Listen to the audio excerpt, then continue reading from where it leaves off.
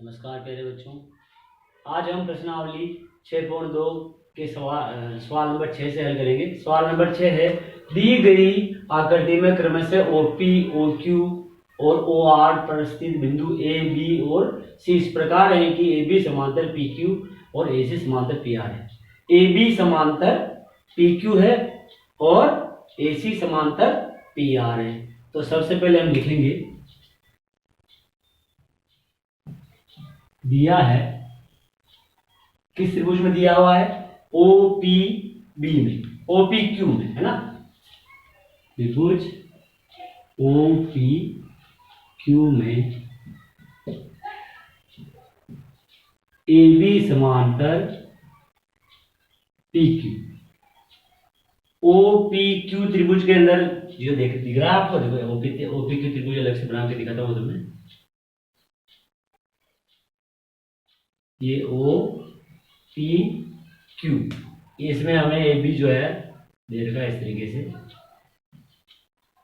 OPQ त्रिभुज में AB जो है PQ के समांतर है। ये दोनों हम थेल्स प्रमेय से जानते हैं कि यदि किसी त्रिभुज की एक भुजा के समांतर अन्य दो भुजाओं को भिन्न बिंदु पर प्रतिच्छेद करने के लिए रेखा की जाए तो अन्य दो भुजाएं एक ही अनुपात में विभाजित हो जाती है।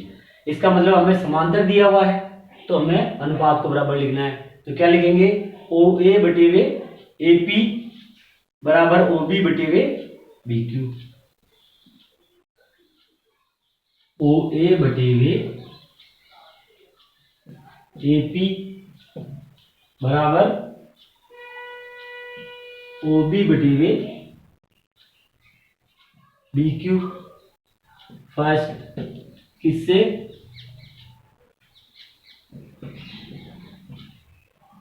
थेल्स प्रमेय से। थेल्स प्रमेय से लिख सकते हैं हम, आधारभूत समानुपातिक प्रमेय से लिख सकते हैं। थेल्स प्रमेय थोड़ा सा छोटा भी रहता है, आसान होता है लिखना, तो हम थेल्स प्रमेय लिख देंगे। इस प्रकार से हम थेल्स प्रमेय को दिमाग में बिठा लो अच्छे से कि जो है जब भी आ जाए कि कोई किसी त्रिभुज में दो भुजाएं समांतर दे रखी हो, तो अगर मान लीजिए वो भुजा दूसरी भुजाओं को भिन्न बिंदुओं पर प्रतिच्छेद कर रही है और वो समांतर है, तो हम ये अनुपात बराबर लिख देंगे और लिख देंगे थेल्स प्रमेय से। अब इसी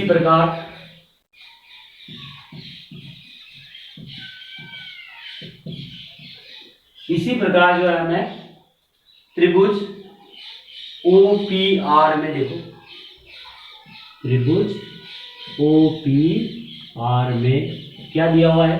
AC समांतर PR, AC समांतर PR। देखो त्रिभुज OPR, OP क्योंकि जगह हम करते थे यहाँ पे R, और भुजा क्या हो जाएगी? AC। अब देखो PR, AC जो है PR के समांतर दी हुई है हमें, तो अनुपात बराबर होगा। देखते हैं, OA बटे वे AP बराबर OC बटे वे CR, OC बटे वे CR। ये हो गया हमारा सेकंड।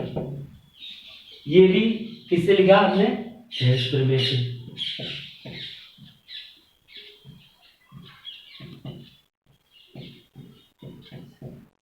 अब ध्यान से देखो, फर्स्ट और सेकंड से हम क्या देख रहे हैं दोनों में कि जो है OA बटे वे AP, OA बटे वे AP ये दोनों सेम है, मतलब ये जो है इसके बराबर है, तो और ये भी ये इसके बराबर भी है, तो ये दोनों आपस में बराबर होंगे कि नहीं होंगे?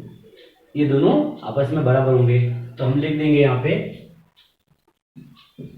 समीकरण 1 व 2 से हम लिख सकते हैं OB बटे वे BQ, है ना।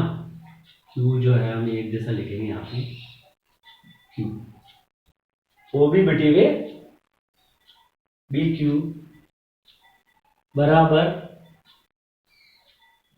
OC बटे वे CR। ध्यान से देखो, हमने क्या निकाल लिया? हमारे पास ये दोनों चीजें दी हुई थी, इनसे हमने जो है ये अनुपात बराबर मिल गया, हमें 2 मिली इससे।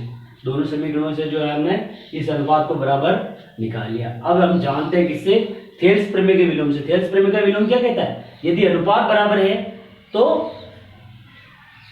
जो दो भुजाएं इस अनुपात को बराबर करती है वो समांतर होगी। मतलब क्या है कि जैसे ये वाला अनुपात इस वाली भुजा के अनुपात के बराबर है, इसका मतलब BC जो है QR के समांतर है। तो हम लिख सकते हैं यहां पे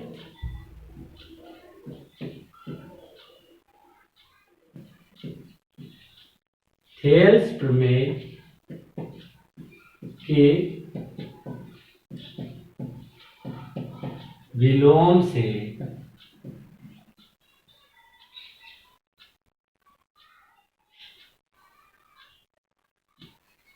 BC समांतर QR। अब थेल्स प्रमेय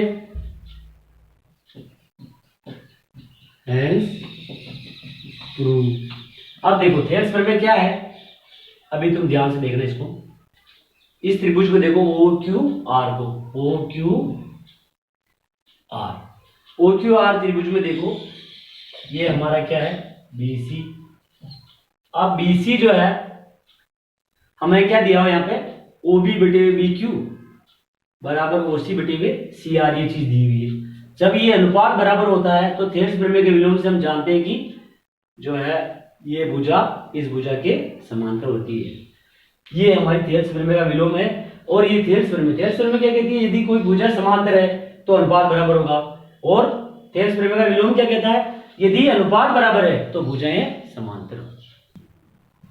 अब हम सवाल नंबर 7 को हल करेंगे। आधारभूत समानुपातिकता प्रमेय का प्रयोग करते हुए सिद्ध कीजिए कि एक त्रिभुज की एक भुजा के मध्य बिंदु से होकर दूसरी भुजा के समांतर खींची गई रेखा तीसरी भुजा को समद्विभाजित करती है।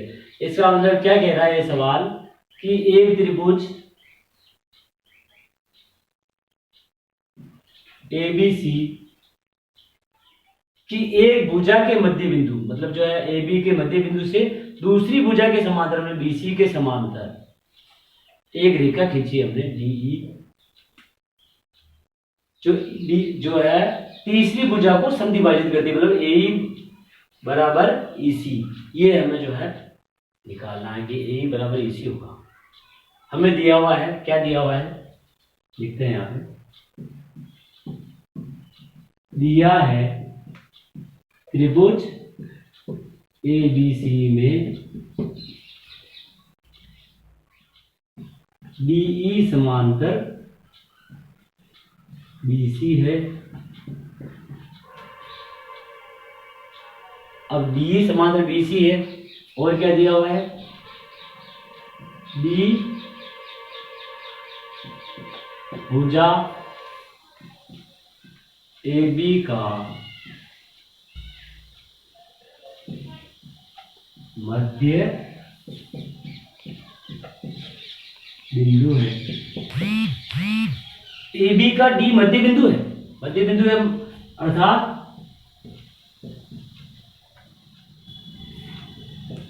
AD बराबर DB। अब DE समांतर BC है, DE समांतर BC, तो हम जानते हैं कि जब थेल्स प्रमेय से कि जो अगर भुजा समांतर है तो अनुपात बराबर होगा। तो क्या लिखेंगे, AD बटे DB बराबर AE बटे EC, ये होगा। अब हमें पता है कि AD बराबर DB है, तो क्या आ जाएगा ये अनुपात, 1 AE बटे EC। EC को इधर भेजो तो क्या हो गया ये, EC बराबर AE। E जो है AC का भी मध्य बिंदु आ गया। अतः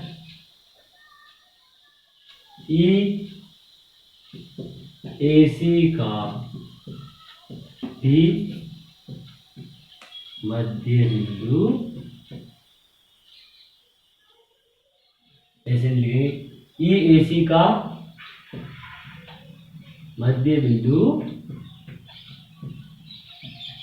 होगा। अब ये हमने किससे लिखा, यहां लिखेंगे थेल्स प्रमेय से। तो हमने इसको दर्शा दिया है, इस प्रकार से हम इस सवाल को करेंगे। अब हम सवाल नंबर 8 को हल करेंगे। आधारभूत समानुपातिकता प्रमेय के विलोम 6.2 प्रमेय है हमारी। अभी हमने पहले वाला सवाल 6.1 प्रमेय से किया था, ये जो है 6.2 से हल करना। तो सवाल सीधा सीधा बोल रहा है का प्रयोग करते हुए सिद्ध कीजिए कि एक त्रिभुज की किन्हीं दो भुजाओं के मध्य बिंदुओं को मिलाने वाली रेखा तीसरी भुजा के समांतर होती है। क्या कह रहा है सवाल, त्रिभुज है, इसकी दो भुजाओं के मध्य बिंदुओं को मिलाने वाली रेखा, ये हमारा ABC त्रिभुज है, इसकी भुजा AB का मध्य बिंदु D और AC का मध्य बिंदु E है। इसको मिलाने वाली रेखा जो है तीसरी भुजा के समांतर होती है। सिद्ध करना हमें जो है, सिद्ध क्या करना है कि जो है DE समांतर BC, ये हमारे को सिद्ध करना है। क्या करना है, टू प्रूव, ये चीज हमें सिद्ध करनी है। तो सिद्ध करने के लिए क्या करेंगे, हमें क्या क्या दिया हुआ सबसे पहले लिखेंगे। दिया है त्रिभुज ABC में भुजा AB का मध्य बिंदु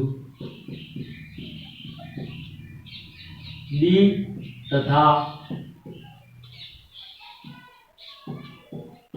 दूसरी भुजा AC का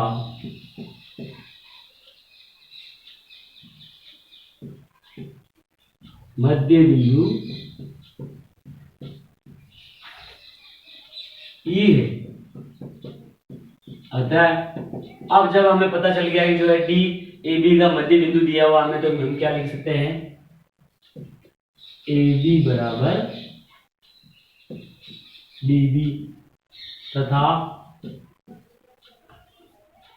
AE जो है AC का मध्य बिंदु है, तो क्या लिख सकते हैं, AE बराबर EC।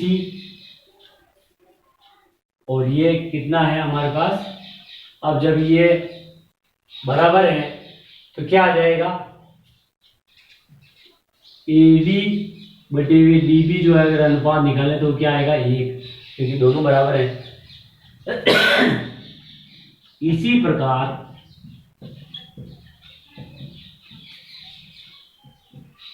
AE बटे हुए EC भी हमारे पास क्या आ जाएगा, 1। तो इन दोनों से हमें क्या मिलता है, AD बटे हुए DB बराबर AE बटे हुए EC, और ये कितना है, 1। तो हम लिख सकते हैं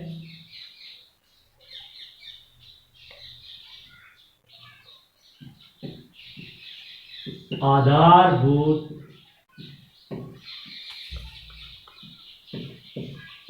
समानुपातिकता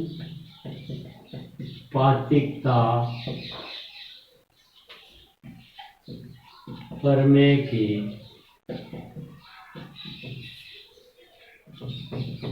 विलोम से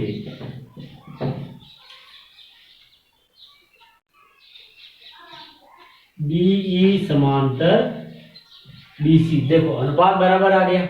तो आधारभूत समानुपातिक प्रमेय ये बोलती है कि जब अनुपात बराबर हो तो भुजाएं समांतर होती है।